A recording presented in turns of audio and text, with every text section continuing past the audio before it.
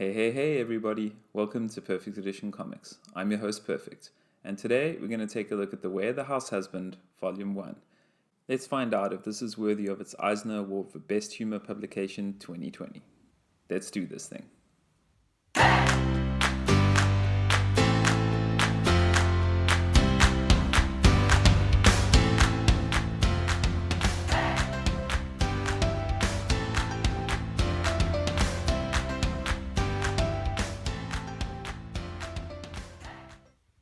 First of all, let's grab something to do a size comparison. So this is a Viz Signature edition, so a little bit taller and wider than your standard tankobon. Here's Naruto as a standard one.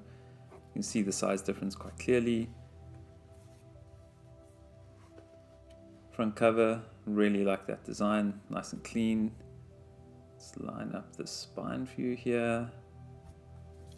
And then the back cover is totally my favorite, really nice gold dragons on the background with him doing his shopping. Super awesome.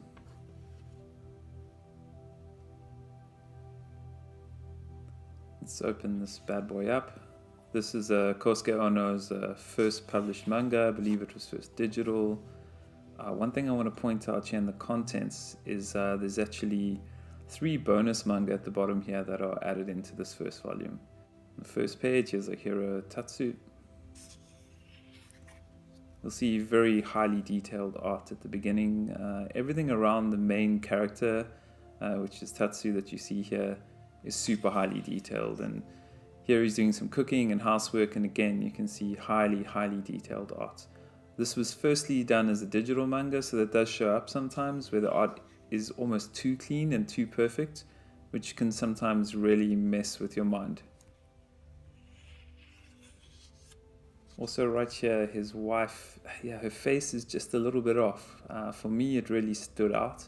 I think the main character being so clean and so beautifully drawn with high detail, all these secondary characters just seem like they're almost pasted on the page, or highly generic, or have highly bizarre facial features, which really kind of took me out of the story and was quite jarring at first with the different art styles clashing like they do.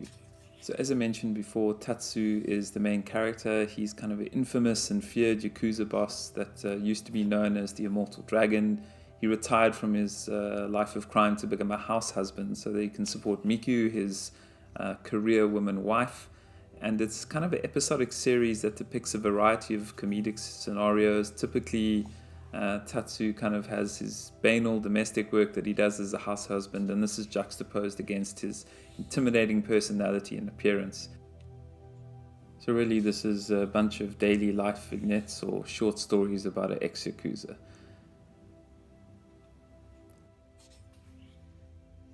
Again here the kind of facial and art style really stands out for me as awkward against some of the more detailed art. There's also a grainy texture to shadows and halftone patterns done digitally, which overlay a lot of the detailed line work that takes away from the art in certain panels, especially on faces. If we look at these as an example, you'll see that the halftone pattern on the stairs and the wall continues over the faces and just muddies them up and doesn't really work for me. Also found that the choice of a thick stroke or outline around certain characters makes it really seem like the art was layered in such an obvious way that it kind of takes you out of the story and into the art process, which is a shame. You can see that here. It kind of looks like a cut and paste job. I don't know, it's just almost too computer driven for me, and it just seems very fake compared to the main character and the very high level of detail that you see on him compared to others.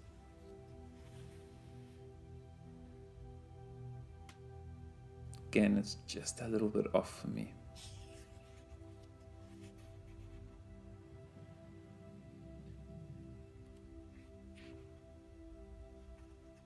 Gotta say, they use these little end pages with gags quite cleverly. Each story ends with one of these pages where they kind of hit the punchline either again or the punchline is in that last little image on the chapter break. Also nice chapter breaks at the beginning with this dragon. But again, really the facial features of secondary and tertiary characters really just took me out of this. Didn't really add comedic benefit for me. It just made it seem awkward and weird a lot of the time, which is a shame because I've heard a lot about this manga and I was really hyped to get into it. But in the end, it just wasn't for me. The digitally traced backgrounds are too clinical and almost too perfect for my taste. The line work is mostly too fine, and so it's very obvious when tracing from photo reference has taken place, which gives the overall art a sometimes lifeless and sterile feel. Even here you see, this very straight copied characters without any facial features straight from a photo. Let's move to the back quickly and just see in terms of extras what we have. So these are the little bonus manga that I spoke about at the beginning.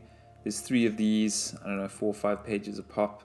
Again, it was a strange concept to me. Why have gag manga at the end of an already comedy short story based manga, right? Like, we lose about 20, 30 pages on this when I would have rather learned more about the character.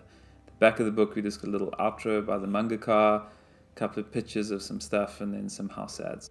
For me, it was mostly a disappointment because there's no overarching story to speak of, and for me, that was a major letdown. If you want to have a short comedic story about Yakuza handling everyday life and nothing more than this, then this clever, lighthearted comedy is for you, but I expected a little bit more. Perhaps that'll come in new volumes, but unfortunately, I don't think I'll be around for those, as this first volume just didn't grip me enough. So this won the Best Humor Publication Eisner Award for 2020, and for me, it really wasn't a worthy winner. I guess there wasn't that much in terms of comedy in comics for that award this year, because although this in places was clever, really I didn't remember any laugh out loud moments where I was kind of crying in tears and just wanted to read more. Overall, unfortunately, it just landed a little bit flat. I can see why. The premise sounds really awesome, and at the beginning the art really kind of caught my eye, but then even that with the juxtaposition of kind of really crappy layered on very computer driven art next to this highly detailed main character. Maybe it's supposed to be a visual gag that just didn't land for me, but overall, unfortunately not what I wanted it to be, and maybe that was just my high expectations, and you might really enjoy this. So take a look if it does sound like something awesome to you. But for me, I think this is where I'm going to stop. I'm not going to buy any more of these right now. So that was Where the Househusband Volume 1. Thanks for watching. Please don't forget to like and subscribe. And remember, stay perfect. See ya.